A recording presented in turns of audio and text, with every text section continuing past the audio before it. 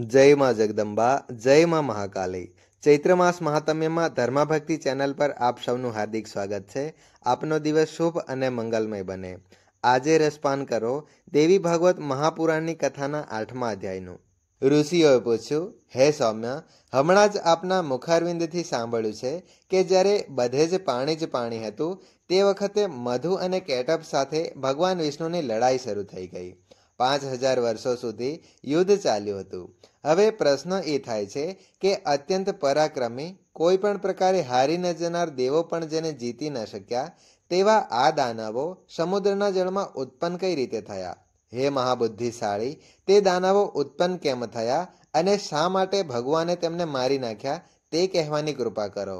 આ પ્રસંગ અત્યંત વિચિત્ર લાગે છે। અમને બધાને તે સાંભળવાની ખૂબ જ પ્રબળ ઈચ્છા છે અને આપ એક પ્રખર પ્રવક્તા અહીં પધાર્યા છો। 5 ઇન્દ્રિયોમાં આંખ અને કાન બધી જ ઇન્દ્રિયોમાં વધારે કલ્યાણકારી છે, કારણ કે સાંભળવાથી વસ્તુનું વિશેષ જ્ઞાન પ્રાપ્ત થાય છે અને જોવાથી ચિત્તમાં પ્રસન્નતા। હે મહાભાગ, સાંભળવાના 3 પ્રકાર છે, સાત્વિક, રાજસિક અને તામસી। વિદ્વાનો આ વિષયમાં વાસ્તવિક વિવેચન કરી ચૂક્યા છે। તેમણે વેદશાસ્ત્રના શ્રવણને સાત્વિક, સાહિત્ય શ્રવણને રાજસ અને યુદ્ધ સંબંધી તથા બીજાના દોષને ઉજાગર કરનારી વાતોને તામસી ગણાવી છે।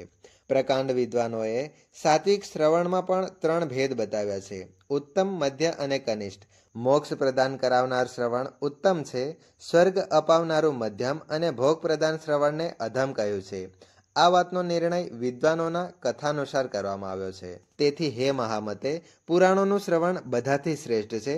આ પવિત્ર પ્રસંગને સાંભળવાથી બુદ્ધિમાં વધારો થાય છે અને પાપ તાપ હંમેશાના માટે ખતમ થઈ જાય છે। તેથી હે મહાબુદ્ધિશાળી, આપ એ જ પુરાણોની પવિત્ર કથા સંભળાવવાની કૃપા કરો। ત્યારે શ્રી સૂતજી કહે છે, હે મહાનુભાવો, તમારામાં આ પુરાણ કથા સાંભળવાની જે જિજ્ઞાસા પ્રગટ થઈ છે તેથી હું તે કથા કહેવા માટે પ્રવૃત્ત થયો છું। તેથી આ જગતમાં હું અને તમે કૃતાર્થ થઈ ગયા। પ્રાચીન સમયની વાત છે, સંપૂર્ણ ત્રિલોક જળમગ્ન થઈ ગયું હતું। માત્ર ભગવાન વિષ્ણુ શેષનાગની શૈયા પર સૂતા હતા। તેમના કાનના મેલથી મધુ અને કેટપ નામના 2 દાનવો ઉત્પન્ન થયા। સમય જતાં તે સમુદ્રમાં જ રહીને મોટા સામર્થ્યશાળી અને યુવાન થઈ ગયા। ત્યારે તેઓ આમ તેમ જઈને રમવા કૂદવા લાગ્યા। એકવાર તે સ્થૂળાકાય દાનવો સમુદ્રમાં રમી રહ્યા હતા ત્યારે તે બંને ભાઈઓને મનમાં વિચાર આવ્યો કે કારણ વગર કાર્ય થવું સંભવ નથી। સર્વત્ર આ જ નિયમ વિદ્યમાન છે, આધાર વિના આધેય કોઈ પણ રીતે ટકી શકતું નથી। અમને તો એમ જ લાગે છે કે આધાર આધેય ભાવ બધી રીતે સિદ્ધ છે, ત્યારે આ સુખદાયી અગાધ જળ કોના આધારે રહ્યું છે? કોને આની ઉત્પત્તિ કરી અને શા માટે કરી? આ જળમાં અમે કઈ રીતે આવી ગયા? અથવા અમે શા માટે ઉત્પન્ન થયા અને અમારા જન્મદાતા કોણ છે અને તે અમારા જન્મદાતા પિતાશ્રી ક્યાં છે વગેરે પ્રશ્નો તેમના મનમાં ઉત્પન્ન થયા અને તેમણે નક્કી કર્યું કે અમારે આ વાત નિશ્ચિત રૂપથી જાણી લેવી જોઈએ। પછી શ્રી સૂતજી કહે છે, તેમના પ્રશ્નોનું સમાધાન મેળવવા આ પ્રકારની અનેક ચેષ્ટાઓ કર્યા પછી પણ મધુ અને કેટપનો કોઈ નિર્ણય આવી શક્યો નહીં। તે વખતે મધુ તેના ભાઈ કેટપ પાસે હાજર હતો। તેને તે કહેવા લાગ્યો, ભાઈ મધુ, આ જળમાં આપણી સત્તા કાયમ રાખવા વાળી ભગવતી શક્તિ છે, તેનામાંથી અપાર બળ છે, તે શક્તિનો ક્યારેય નાશ થતો નથી। મારી સમજ પ્રમાણે એ જ આ કાર્યમાં કારણ છે। તેમણે જ આ અગાધ જળને ઉત્પન્ન કર્યું છે અને તેમના આધારે જ આ જળ રહેલું છે। તે જ પરમ આદ્ય શક્તિ આપણી ઉત્પત્તિમાં પણ કારણ છે। આ પ્રમાણે વાસ્તવિક રહસ્ય જાણવા માટે મધુ અને કેટપનું મન ઉત્સુક હતું। હજી તેમની બુદ્ધિ કોઈ નિર્ણય પર પહોંચી ન હતી। ત્યાં જ આકાશમાં ગુંજતો એક સુંદર અવાજ સંભળાયો। તે સાંભળીને બંને તેનો અભ્યાસ કરવા તૈયાર થયા। ત્યારે તે વાણી આકાશમાં વીજળીની જેમ ચમકી ઉઠી। આ સાંભળીને તેમણે વિચાર્યું, આ જ મંત્ર છે જેમાં સંશય કરવાનો પ્રશ્ન જ નથી। હવે તેઓ તે મંત્રને જપ અને ધ્યાન કરવા લાગ્યા। અન્ન જળ છોડી દીધું, મન અને ઇન્દ્રિયો પર સંયમ પ્રાપ્ત કરી લીધું। આ પ્રમાણે 1000 વર્ષ સુધી તેમણે ખૂબ જ કઠણ તપ કર્યું અને તેથી તે પરમ આરાધ્ય શક્તિ મધુ અને કેટપ પર પ્રસન્ન થઈ। તે સમયે તે બંને નિશ્ચિંત થઈને તપ કરી રહ્યા હતા। તેમનું તપ જોઈને શક્તિનું હૃદય કૃપાથી છલકાઈ ગયું અને આકાશવાણી થઈ, દૈત્યો, તમારી તપસ્યાથી હું પ્રસન્ન છું। તમારી જે ઈચ્છા હોય તે વરદાન માંગો, તેને હું અવશ્ય પૂર્ણ કરીશ। ત્યારે સૂતજી મહારાજ કહે છે, આ પ્રમાણે આકાશવાણી સાંભળીને મધુ કૈટભે કહ્યું, સુંદર વ્રતનું પાલન કરનાર દેવી, તમે અમને ઈચ્છા મરણનું વરદાન આપવાની કૃપા કરો. ત્યારે આકાશવાણી થઈ, દૈત્યો, મારી કૃપાથી તમારી ઈચ્છા વિના મોત તમને મારી શકશે નહીં. દેવો અને દાનવો કોઈનાથી તમે બંને ભાઈઓ પરાજિત નહીં થઈ શકો એ નિશ્ચિત છે. પછી સૂતજી કહે છે, દેવી દ્વારા આ પ્રમાણેનું વરદાન મળવાથી મધુ અને કૈટભને અત્યંત અભિમાન ઉત્પન્ન થઈ ગયું. હવે તેઓ સમુદ્રમાં જળચર પ્રાણીઓ સાથે ક્રીડા કરવા લાગ્યા. થોડા સમય પછી એક દિવસ પ્રજાપતિ બ્રહ્માજી પર તેમની દ્રષ્ટિ પડી. બ્રહ્માજી કમળ આસન પર બિરાજેલા હતા. મધુ અને કૈટભમાં અપાર બળ હતું. બ્રહ્માજીને જોઈને તેમને અત્યંત હર્ષ થયો. યુદ્ધ કરવાની ઈચ્છા પ્રગટ કરીને તેઓ બ્રહ્માજીને કહેવા લાગ્યા, સુવ્રત, તમે અમારી સાથે યુદ્ધ કરો. જો યુદ્ધની ઈચ્છા ન હોય તો આ જ ક્ષણે જ્યાં તમારી ઈચ્છા હોય ત્યાં ચાલ્યા જાઓ. કારણ કે જ્યારે તમારામાં સામર્થ્ય જ નથી ત્યારે આ ઉત્તમ આસન પર બેસવાનો તમને અધિકાર ક્યાંથી હોય? મધુ અને કૈટભની વાત સાંભળીને બ્રહ્માજી ખૂબ જ ચિંતિત બન્યા. તેમણે બધો જ સમય તપાસમાં જ વિતાવ્યો હતો. તેથી અત્યંત બળવાન મધુ અને કૈટભને જોઈને તેમણે વિચાર્યું, હવે હું શું કરું? તેમના મનમાં ચિંતાની લાગણી ઊભી થઈ. તે સ્વયં કોઈ નિશ્ચય પર પહોંચી શક્યા નહીં. સૂતજી કહે છે, મધુ અને કૈટભ અતિ બળવાન હતા. તેમણે જોઈને બ્રહ્માજી ઉપાય શોધવા લાગ્યા. તમામ શાસ્ત્રોના તે પૂર્ણ જાણકાર હતા. યુદ્ધ સંબંધી સામ, દામ, દંડ અને ભેદ વગેરે ઉપાય તેમની સામે આવ્યા. તેમણે વિચાર્યું, આ રાક્ષસોમાં ખરેખરું કેટલું બળ છે તે હું જરાય જાણતો નથી. શત્રુનું બળ જાણ્યા વિના યુદ્ધ કરવું એ બરાબર નથી. આ બંને મહાદુષ્ટ અને અભિમાની છે. જો હું તેમને વિનંતી કરું તો એવું નક્કી થાય કે મેં તેમની સામે મારી દુર્બળતા સાબિત કરી દીધી અને નિર્બળ સિદ્ધ થઈ ગયા પછી તો તેમનામાંથી કોઈ એક મને મારી નાખશે. આવા સમયે તેમને કંઈક ને કંઈક આપીને પણ સમય પસાર કરવાનું ઉચિત લાગતું નથી અને ભેદ તો થઈ શકે તેમ જ નથી.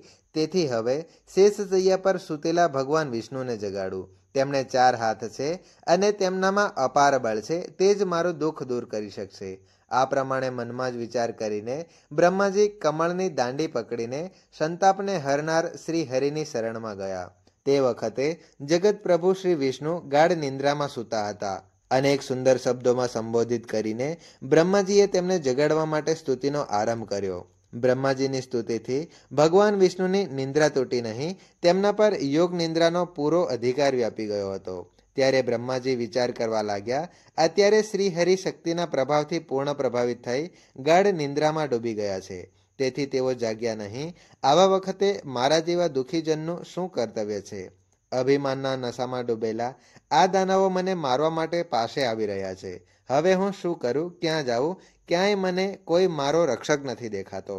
બ્રહ્માજીએ મનમાં વિચાર કરીને એક નિર્ણય કર્યો. ચિત્તને એકાગ્ર કરીને તેમણે યોગ નિંદ્રાની સ્તુતિ શરૂ કરી. તેમના મનમાં એવો વિચાર દ્રઢ થયો કે હવે માત્ર ભગવતી શક્તિ જ મારી રક્ષા કરવા માટે સમર્થ છે.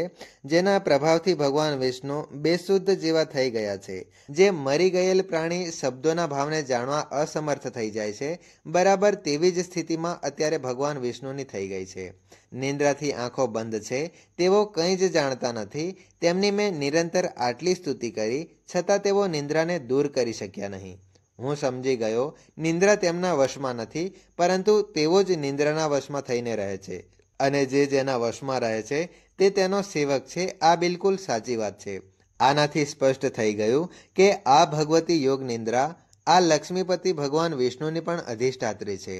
લક્ષ્મીજી પણ તેમના આધીન થઈ ગયા, કારણ કે તેમના પતિદેવ વિષ્ણુજી જ્યારે તેમના આધીન થઈ ગયા છે ત્યારે તેમની અલગ સત્તા ક્યાંથી હોય? આનાથી નિશ્ચિત થાય છે કે આ સમસ્ત બ્રહ્માંડ ભગવતી યોગ નિંદ્રાના આધીન છે. હું એટલે કે બ્રહ્માજી, વિષ્ણુ, શંકર, સાવિત્રી, લક્ષ્મી અને ઉમા બધા જ આ યોગ નિંદ્રાના શાસન સૂત્રથી બંધાયેલા છીએ.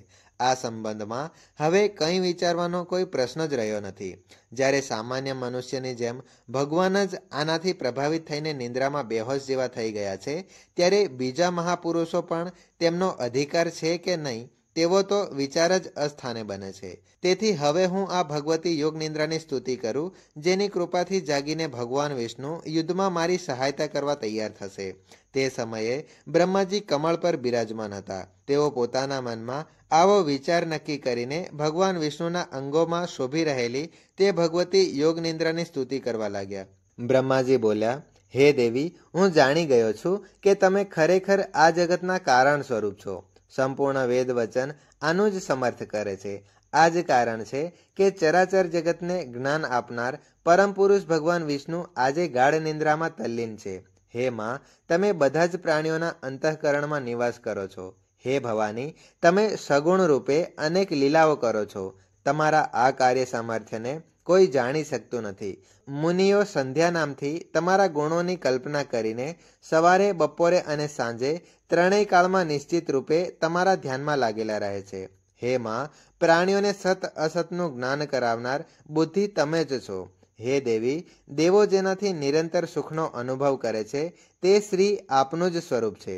સમસ્ત જગતમાં તમે કીર્તિ, ઘૃતિ, કાંતિ, મતિ, રતિ અને શ્રદ્ધા રૂપે બિરાજો છો. તમે સમસ્ત જગતની માતા છો. હું દુઃખી થઈને તેનું પ્રમાણ શોધવાનો પ્રયત્ન કરતો હતો, એટલામાં ભગવાન વિષ્ણુ આપના આધિપત્ય નીચે નિંદ્રા લઈ રહ્યા છે. એ જ મને પ્રત્યક્ષ પ્રમાણ મળી ગયું. આનાથી વધારે સેંકડો પ્રમાણોની હવે જરૂરત નથી. હે દેવી, વેદજ્ઞ પુરુષ પણ આપણે જાણી શકતા નથી. વેદો પણ આપના સમસ્ત વ્યવહારને જાણી શકતા નથી, કારણ કે વેદોની ઉત્પત્તિ પણ આપનાથી જ થયેલી છે.